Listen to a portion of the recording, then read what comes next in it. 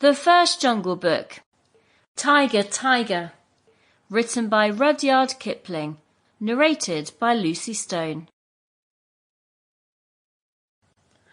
What of the hunting, hunter bold? Brother, the watch was long and cold. What of the quarry ye went to kill? Brother, he crops in the jungle still. Where is the power that made your pride? Brother, it ebbs from my flank and side. Where is the haste that ye hurry by? Brother, I go to my lair to die. Now we must go back to the first tale. When Mowgli left the wolf's cave after the fight with the pack at the Council Rock, he went down to the ploughed lands where the villagers lived, but he would not stop there because it was too near to the jungle, and he knew that he had made at least one bad enemy at the council. So he hurried on, keeping to the rough road that ran down the valley, and followed it at a steady jog trot for nearly 20 miles, till he came to a country that he did not know. The valley opened out into a great plain dotted over with rocks, and cut up by ravines.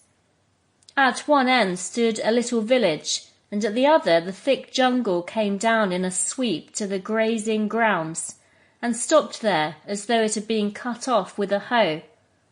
All over the plain cattle and buffaloes were grazing, and when the little boys in charge of the herd saw Mowgli, they shouted and ran away, and the yellow pariah dogs that hang about every Indian village barked.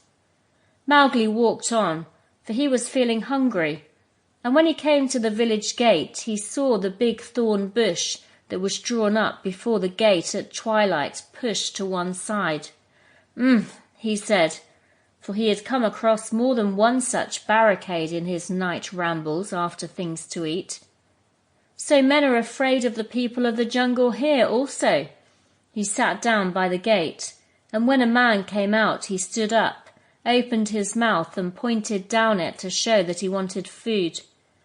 The man stared and ran back up the one street of the village shouting for the priest, who was a big fat man dressed in white, with a red and yellow mark on his forehead. The priest came to the gate, and with him at least 100 people, who stared and talked and shouted and pointed at Mowgli.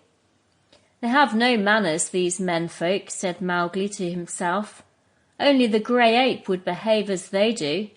So he threw back his long hair and frowned at the crowd. What is there to be afraid of? Said the priest. Sample complete. Ready to continue?